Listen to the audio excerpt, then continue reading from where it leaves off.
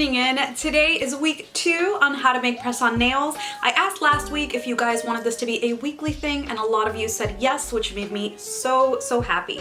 So this week we're doing marble nails, which are super easy to do. For those of you that are worried and thinking that because I'm doing these tutorials, I'm not going to do Dollar Tree DIYs, that is definitely not the case. I just wanted to post more frequently and post videos that truly made me happy, and that way when people say things like I like your nails in my Dollar Tree DIY videos, I can link this video if they wanted to see how I achieved the look. So anyway guys, I hope that you enjoy this. Please don't forget to give me a thumbs up, subscribe if you haven't, turn on that notification bell, and let's get started. I'm starting off using these full well nails from ECBASKET. They're the same one I used last week, and I'll leave them in the description. I'm just sizing them out, making sure they're not too big and not too small. And when I have them all ready, I'm going to use my tip cutter just to cut down a little bit. I want them a little longer this week, and when you don't cut down too much, they still keep the coffin shape. So now I'm just going to straighten out the top, and this is how I like to file the very top so it's straight. And I make sure to try it on every time I do something. So now I'm just tapering the sides just a little bit. And since the bottom fits perfectly on this one, I'm going to show you on this nail, just to make it fit a little better around the cuticle, I file it just until it fits right. With this alcohol swab, I wiped everything down to make sure that I don't have any debris. The reason I used a different shaping method this week is because they're a lot longer and retain the coffin shape, so tapering was just fine. So now I'm going to take Dollar Tree poster tack and apply it to this little makeshift stand that I made, which is also in the other video, and then I'm applying my nail directly on top of that. Once my nails are all on there, you're going to notice that I did label them because sometimes it does get confusing when you're painting a ton of nails. So I'm going to use LA Colors 892, this is a Dollar Tree color, and Sinful Colors Snowy White. These are not the best nail polishes. If you have gel polish, go ahead and use that, or if you have a better brand, use whatever works for you. I personally didn't mind using cheaper brands because since they're press-ons, I can give one coat now and walk back an hour later and do another clean coat, which is the best. So once everything is nice and even, I actually let this dry overnight.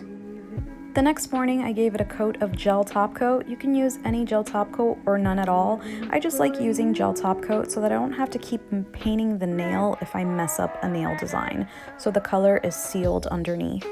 So I just gave it a thin layer, and then I cured it in my LED lamp. I'll link it below if you want, but this is hella expensive. It's from when I still did nails. Once I was done, I wiped off the sticky layer, and then I added these charms. You can use builder gel, but I'm going to try the Sassy and Chic to see how it holds up with these hollow charms. So I just added it directly to the nail. And for these rhinestones, I'll link these below as well. I used a crayon because ain't nobody got time to spend $3 on a clear crayon. Because, spoiler alert, that is exactly what they're selling you, a clear crayon. For the marble nail, I'm going to be using a Sharpie and acetone. You can use alcohol if you didn't give your nails a gel top coat. You're just going to take your Sharpie and draw random little veins. They don't have to be pretty because they are going to disappear. With a saturated brush, you're just going to tap, tap, tap, and you're going to notice that you have full control of where your ink is going. So you can wipe it away, you can extend where the lines are, and you can even grab your Sharpie and add more lines if you don't like where this is going. So I love this method. To add a little hint of gold without actually foiling, I use this Deco Color pen, which I use in so many DIYs. So I'm basically just going to add little random spots of the ink. And with my wet brush, I'm just going to wipe this away before it completely dries. And it is the lazy way of foiling a nail. This looks so realistic in the end, and it's so much easier. Keep working the nail until you get a look that you want, and no matter what you're top coating it with, make sure that you are not top coating your charms or your rhinestones because it makes it lose luster and it does not look pretty. So I cured my nails because I did gel top coat. I wiped them down with alcohol, and once I did that, I made sure to prep my nails. I always prep my nails the same. I push back my cuticles I scuff up my nails just a little bit, not enough to create a dent, but enough to lose the natural oils in my nail.